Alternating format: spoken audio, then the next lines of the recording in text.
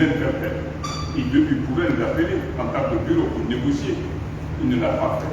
C'est cette démarche que nous aussi nous décrions, mais nous n'avons jamais insulté. Non, on ne peut pas insulter. Nous sommes des gens civilisés, nous sommes des gens élégants, nous sommes des professionnels, nous sommes les doyens du métier. Nous nous formons, nous enseignons. On ne peut pas insulter. Ce n'est pas de notre ressort. On ne peut pas faire ça. On va vous donner le communiqué, vous allez voir vous-même s'il y a des mélanges, des incidences. Voilà les faits réels qu'on voulait vous dire aujourd'hui. C'est l'objet de notre conférence de presse ce matin. Daniel, si tu as quelque chose à ajouter, sinon on donne la parole à l'instance et aux journalistes. Merci. Merci tout le monde. Bonjour tout le monde aussi qui. Le point que moi je vais souligner, c'est les arriérés de redevance. Ces redevances-là commencent depuis l'année 2020. Parce qu'avant de signer la convention, les radios ont payé une année, 2020. Alors, avec le Covid-19, la HAC n'a pas réclamé les sous.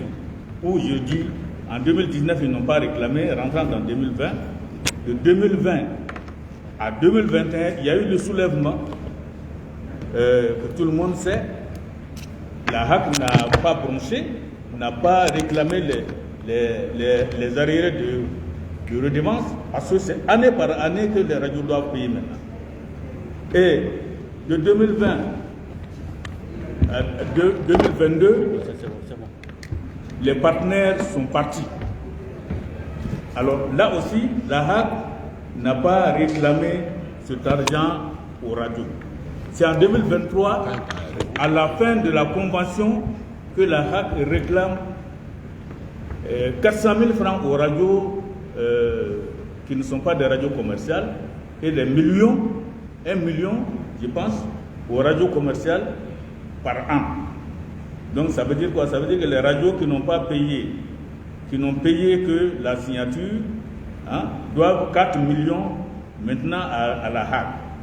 Et les radios qui ne sont pas commerciales, non commerciales, doivent payer 400 000 francs s'ils sont en arriéré de paiement. Bon. Quand la HAC nous a appelés, la HAC n'a pas appelé l'hôtel précisément, la HAC a appelé les fêtières pour parler de la question. Et là, même quand il parlait de non-paiement de redevance, c'est la radio Kaira, le réseau Kaira et le réseau TDM qui l'a dénoncé, qui l'a dit nommément, qui ont refusé de payer. Bon, nous avons dit, écoutez, nous vous demandons, on n'a pas refusé de payer, mais laissons-nous parler avec nos membres. Nous allons trouver une solution pour pouvoir payer. Et pendant que nous sommes en train de parler avec nos membres, la HAC fait sortir un communiqué les menaçant pour dire qu'elle va fermer. Et c'est là que nous avons fait le communiqué pour dire que vraiment nous ne soutenons pas, nous ne comprenons pas cette réaction du président de la HAC. Bon, quand vous prenez le problème de redevance, ces problèmes de redevance, ils n'ont pas réclamé année par année, mais tout de suite, quand vous venez dire qu'il faut payer 400 000 francs, il faut payer les 4 années, sinon on va vous fermer, ça veut dire que vous venez dans l'intention de fermer la radio. Sinon, avec tout ce problème, toute cette situation néfaste qui s'est créée, vous devez trouver quand même une solution pour pouvoir faire que les radios ne ferment pas. Parce que si les radios ferment, qui va payer? Ça ne serait pas payé. C'est un manque à gagner pour l'État. Et deux, ces radios ne vont pas fonctionner. Il y a des chefs de famille qui nourrissent leur famille de ces radios. Donc, au lieu d'aider la refondation de l'État à sortir la population de la précarité, vous êtes en train de les enfoncer. Donc, nous voulons attirer votre attention sur ça. Le président dit qu'il y a eu un traitement de faveur pour les radios du Nord et du Centre. Le président de l'hôtel vient de vous dire combien de radios ont eu la notification de fermeture. Alors, sur la base de quoi les radios dont ils parlent qu'ils ont eu des faveurs sur quels critères? Est-ce qu'il n'y a pas une sorte d'injustice qui s'est créée autour de cette affaire? Parce que s'il y a 2 radios à Mopti qui sont fermées, alors qu'il y a une quinzaine, c'est des radios du centre, faudrait-il nous dire pourquoi ces radios-là ont eu des traitements de faveur? Si c'est des radios proches de la HAC, qu'ils nous le disent. Sinon, si ça ne tenait qu'à moi, si ça ne tenait qu'au bon patriote, il y a eu les sanctions de la CEDEAO, il y a eu le Covid, et en ce moment, l'État même ne marchait pas. Et ils ont fait en sorte que d'autres structures ont eu des subventions par rapport au Covid. Les radios n'ont jamais eu. Et les radios sont en train de courir encore derrière l'aide à la presse. Si ça ne tenait qu'à moi, on allait annuler, l'État allait prendre la décision d'annuler ces années difficiles. 2020, 2021, 2022, 2023. Si c'est en ce moment même que la HAC se lève pour aller fermer les radios, vraiment on n'approuve pas. Merci. Alors, avant de donner la parole, je vais attirer l'attention, c'est que fermer une radio n'est pas une solution, parce que imaginez, l'unique radio de Guinée, l'unique radio de Ténérou et les 3 radios de Luanda, plus les 3 radios de gouvernement. Si on informe, on prive les populations de leurs moyens de communication. On prive l'État malien même de ses moyens de communication parce que l'État n'est pas présent dans ces milieux. Alors s'il n'y a pas de communication, qu'est-ce qu'il y a? Ce ne sont plus peu. Donc ce n'est pas la solution. Maintenant, nous allons prendre, on va demander d'abord si les doyens des morts veulent parler, ensuite on donne la question, on donne la latitude à nos confrères de poser des questions. Le doyen de la vie, vous voulez dire quelque chose? D'accord. Donnez-lui le microphone. Pour ceux qui ne le savent pas, le doyen Mami Samoï Touré, il est le promoteur de Liberté TV, de la radio Liberté. Il a un réseau de radio à travers le pays. Et Daniel patron de secrétaire général. Un doyen qui est avec nous, c'est un grand patron de la communication. Le premier précis mon frère Benga. Alors, il a un nom célèbre, Mami Samoï. Voilà. Vous avez la parole. Le doyen, vous pouvez vous asseoir. Non, vous avez le privilège de l'âge. D'accord.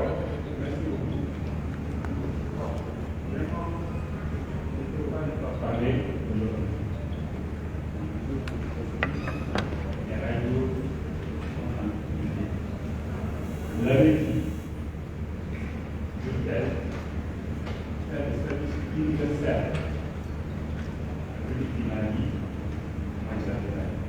C'est-à-dire le jeu dans lequel l'État n'y est pas, c'est la radio de texte. Quand vous prenez la même chose sur le plan de la télécommunication, il y a des montants qui sont alloués à Manitaire qui sert pour faire le service universel. Tout un fait ce service-là n'a pas de particulier. Et c'est là, depuis la création du texte, peut-être sur ça. Ce que je voudrais vous dire, je ne peux pas m'asseoir, entendre tout ce qui s'est passé sans intervenir. Parce que, quelque part, on va nous accuser où nous étions quand ces décisions ont été prises. Tout le monde sait les tarifs qui sont là, les radios ne peuvent pas payer ça. Le moratoire, ce n'est qu'une solution pour pouvoir régler provisoirement la situation. Donc, je peux vous faire savoir que les montants qui sont là, d'abord les négociations, nous avons participé. On s'est dit d'abord sur des montants que les radios vont avoir à payer et les télévisions. Mais malheureusement, sans notre avis, les montants sur lesquels on s'est entendu ont été multipliés par 5. Ce sont ces montants-là que vous avez aujourd'hui. Donc, aucune organisation professionnelle n'est partie présente par rapport à ces montants qui sont là. Je pense que pour trouver une solution durable à ce problème-là, il y a une nécessité absolue à ce qu'on puisse revoir ces décrets afin que les partenaires, c'est-à-dire les organisations professionnelles et le gouvernement se mettent d'accord pour vraiment apaiser et ramener ces montants-là à un niveau respectable. Et on dit, vous utilisez des fréquences. Les fréquences, c'est quoi? C'est une ressource naturelle. Le Mali a la chance d'être l'un des pays qui ont plus de fréquences compte tenu de l'étendue de leur territoire. Par conséquent, le gouvernement ne paye rien pour ces fréquences-là. On l'utilise, même la technologie pour pouvoir l'utiliser. Alors, ce que je voudrais aujourd'hui, il y a une possibilité que l'UTEL se lève, parce que c'est la responsabilité de le faire. Approcher les autorités, particulièrement le Premier ministre, qui doit agir dans ce domaine-là pour deux raisons. La première, d'abord, Choguel lui-même a été victime au moment de la création de son parti. Quand il a voulu parler à l'ORTM, il a été refusé. Il n'y avait que 3 radios, l'ORTM, Bamakan et Liberté. Bamakan a refusé. J'ai demandé pour quelle raison. Ils ont dit parce que notre parti s'appelle IDPM. J'ai dit, même moi, si vous venez avec le nom du parti IDPM, je ne vais jamais être d'accord avec vous. Parce que les plaies ne sont pas cicatrisées, les morts sont dans les mémoires. Nous ne pouvons pas nous prendre une organisation, un parti politique qui renaît de ça. J'ai dit, si vous parvenez d'abord à avoir un récépissé avec un autre nom, nous, on va vous prendre.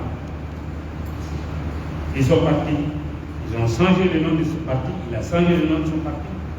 Il est allé avec son récépissé à l'ORTM, ils ont refusé. Ils sont allés à Bamako, ils ont refusé. Et il fallait être courageux à l'époque pour accepter Choguel. Il soutenait le régime de Moussa. Moi, j'ai accepté de le prendre. J'ai assumé ma responsabilité. J'ai dit que si le gouvernement a accepté de te donner un récépissé, cela veut dire que tu es autorisé à le faire. Donc, en tant que média, je ne peux pas refuser de le prendre. Je sais aujourd'hui ce que ça m'a coûté à l'époque, jusqu'à aujourd'hui. On m'a dit qu'ils ne comprennent pas les combats que j'ai menés en France contre Moussa. C'est aujourd'hui, c'est moi qui viens défendre les gens qui sont avec Moussa. Je les fais savoir que notre radio, c'est une radio libre. Et nous devons respecter la loi. C'est un parti politique qui a sa récépissé. Donc on doit obligatoirement le prendre.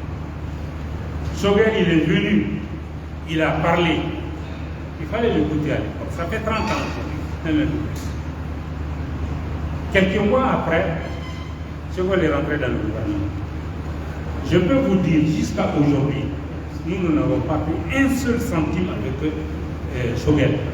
Il ne nous a jamais aidés parce que c'est notre travail. On doit l'assumer. Bon, rien que ça, quand les radios aujourd'hui sont en difficulté, Choguel doit s'élever. Et surtout, la redevance dont on parle.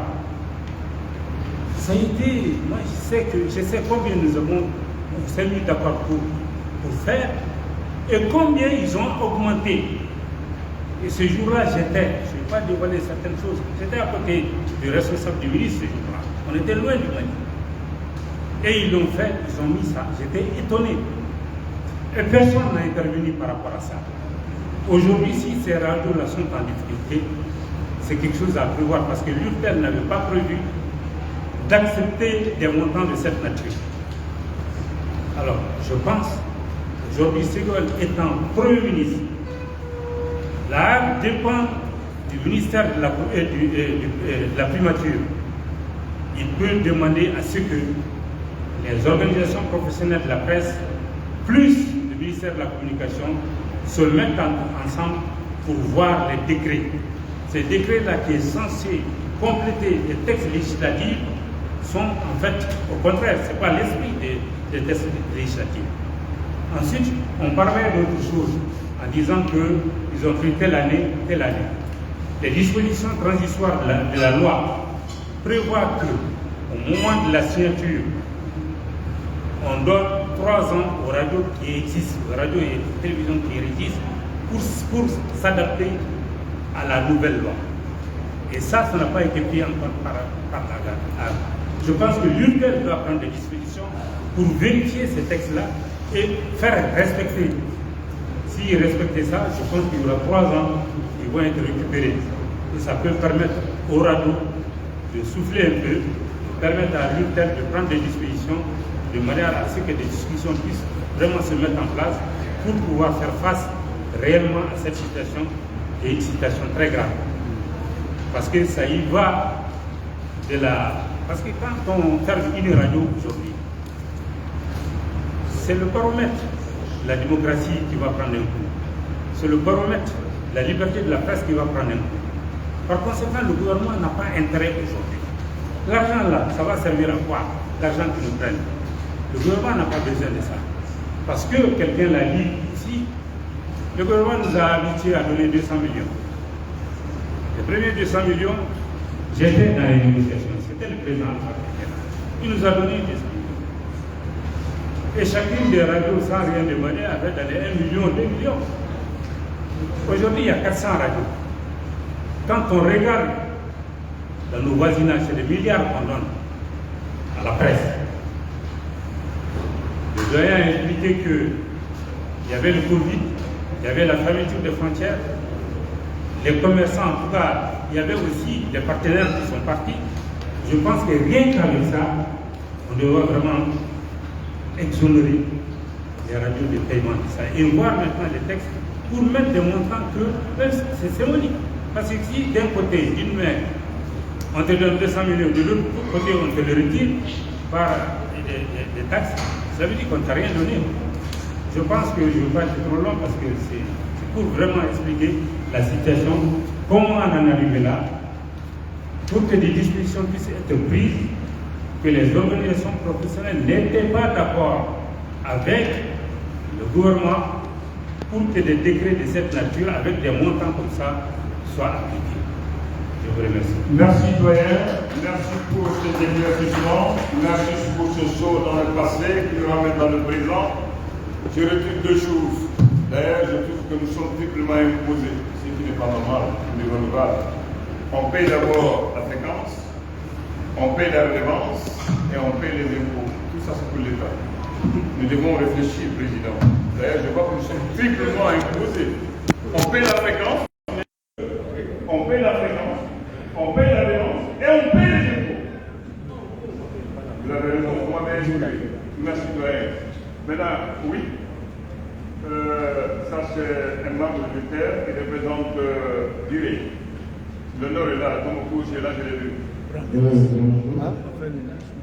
Gao est là. On prend une liste de questions. Vous voulez. Non, vas-y. Okay. Vous pouvez aller. Non, on les prend, on est à tout. Ok. Voilà. Bonjour. Bonjour. Moi, c'est Armand Traoré. Ce titre où je suis en tant qu'administrateur du conseil d'administration du ministère. Et quand mon frère a présenté les autres, le beau-frère est présenté le beau-frère qui se présente lui-même. C'est normal. Et ce que je voudrais comprendre, en 2019, lors du congrès, le dernier congrès de l'hôpital, le vœu de l'amitié, et si vous avez bon souvenance, je l'ai dit dans cette salle. Moi, c'était au moment où on parlait, la HAC, on parlait de fermeture de radio. Et c'est alors du jour. J'ai dit à l'ensemble des radios de la ville que notre combat aujourd'hui n'est pas entre nous, on se touche.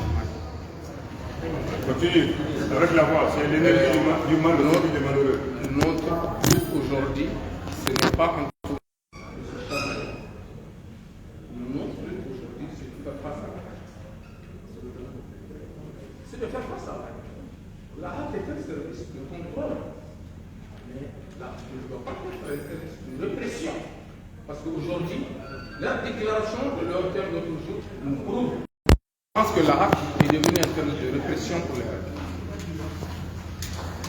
Nous avons certes des problèmes. Nous sommes partenaires.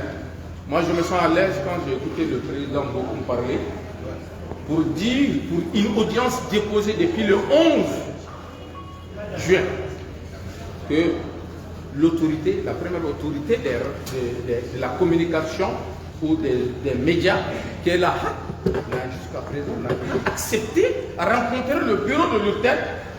Ça donne à réfléchir. Alors que le Premier ministre a déjà reçu le terme à l'examen. Le ministre de la Communication a reçu le terme. Qu'est-ce qui empêche à la HAC de vous recevoir, de recevoir de recevoir le terme? Il ne faut pas y aller. On sache que nous discutons pas. Il y a quel problème entre la HAC et l'hôtel? La HAC devait être la première à nous recevoir. Mais ils ne l'ont pas fait. Mais je reviens. Pour parler de moratoire, on l'avait dit à suffisance à la HAC. Daniel l'avait dit. Moi, je ne parlerai pas, je ne dirai pas les radios du centre. Certains ont été fermés, d'autres existent. Pourquoi il y a cette sélection? Je ne parlerai pas de ça. Nous parlons de l'ensemble des radios.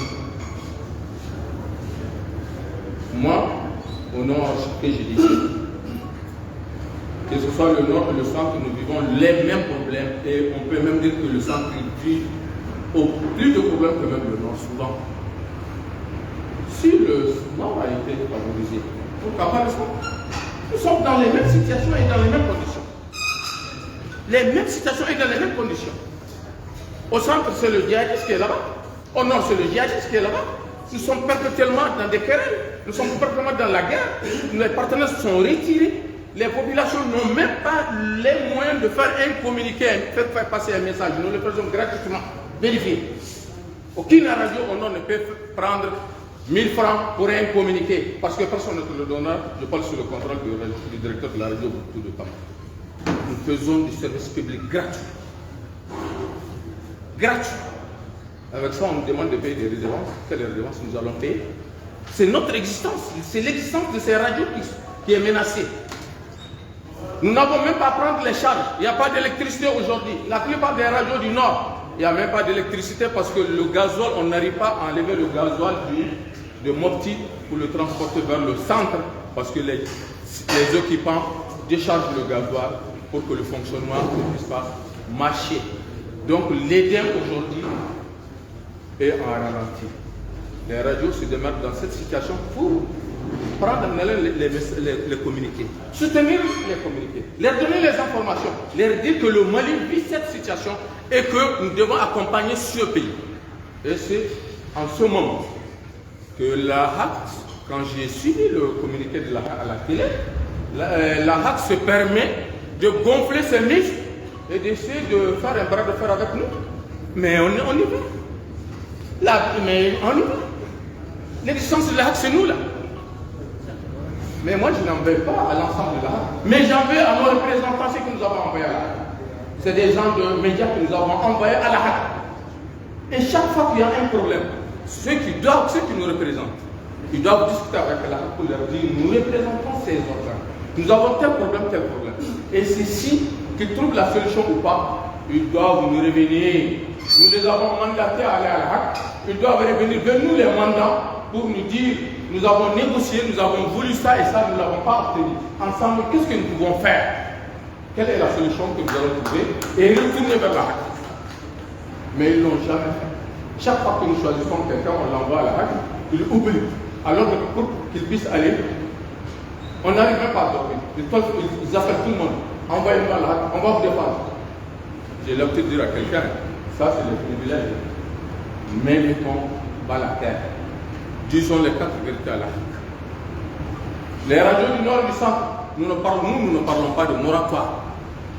Nous parlons qu'on arrête vraiment le paiement jusqu'à ce que cette situation du nord et du centre, qu'on puisse vraiment solutionner ça. Et le reste du pays, qu'on leur fasse un moratoire de paiement. Je m'arrête là et merci. Merci. Merci. Une belle remarque. C'est la remarque dont je parlais avec Méga en off. J'ai dit le représentant de l'hôpital Arac n'a pas joué le rôle. Il a dit tout aussi que j'ai calculé pour voir.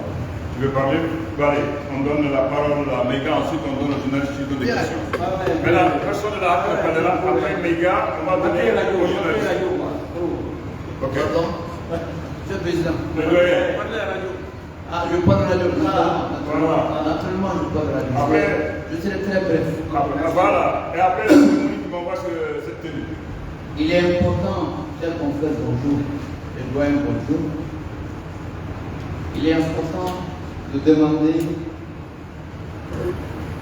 Bon, je vois beaucoup de cadeaux ici. Je vois beaucoup de drones, beaucoup de journalistes en nombreux. Monsieur le Président, je vous remercie pour avoir rappelé que si les radios n'existaient pas, je ne vois pas à qui la HAC va s'adresser. C'est très important. Et je pense que vous avez tellement raison que peut-être qu'on ne sait pas dans quelles circonstances les radios privées sont créées au Mali. Il faut rappeler ça. À votre couche, il y a quelqu'un qui le sait, et vous le savez. Donc ce n'est pas la peine d'aller en guerre. Nous sommes radio. On communique, nous sommes là pour le peuple, pour les citoyens. La CAN, c'est la radio libre. Ce qui se passe aujourd'hui, c'est la radio libre. Je sais qu'une des radios de Bourrin, que vous entendez, a reçu la notification et m'a appelé immédiatement. Il dit appelez beaucoup. Il dit appelez-lui. Vous savez, votre sortie est la meilleure. Même si la HAC n'a pas répondu à votre audience, redemandez encore. Mais nous sommes là, nous sommes des journalistes. La parole, c'est pour nous. Nos confrères sont pour nous. Nous n'attendons jamais l'État. Nous ne refusons jamais.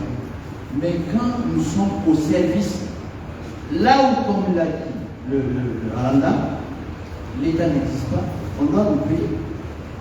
Il y a quoi au nord, mon confrère? Il y a quoi au centre? Même à Bamako, il y a les radios, on voit. Où sont les partenaires?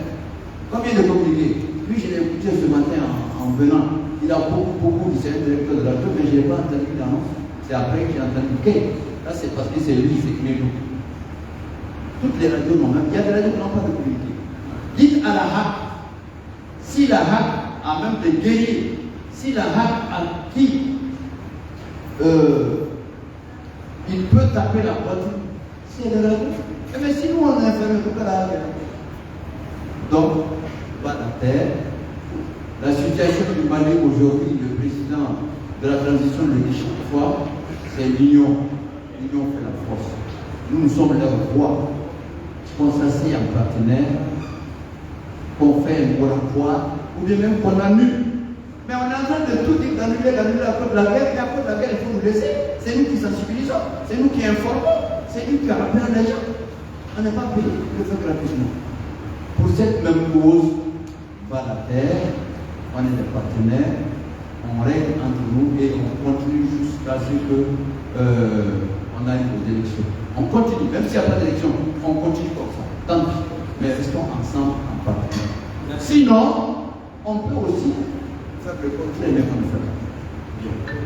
Merci beaucoup. Merci, doyen. Amadou, c'est vrai, nous on sommes dans bas la terre, mais il ne faudrait pas qu'ils continuent à se dribbler eux-mêmes sans nous. Voilà. Il ne faut pas qu'ils continuent à se dribbler sans nous. Voilà. Maintenant, chers confrères, on vous donne 5 personnes pour poser des questions pour conclure la conférence de presse. Si vous avez des questions, bien sûr. Vous, votre nom? Quel organe? Bamakan. Kamauda. Ah bon, d'accord. Oui, Kambo. fait la liste là. Non, non, 5 personnes on a dit 5. J'ai dit 5 déjà. On compte à partir de là. Oui. Nous sommes en communication, on ne rentre pas dans le statut. Je vous ai dit ça. Nous sommes c'est dans l'action, dans le verbe et dans la parole. Vas-y.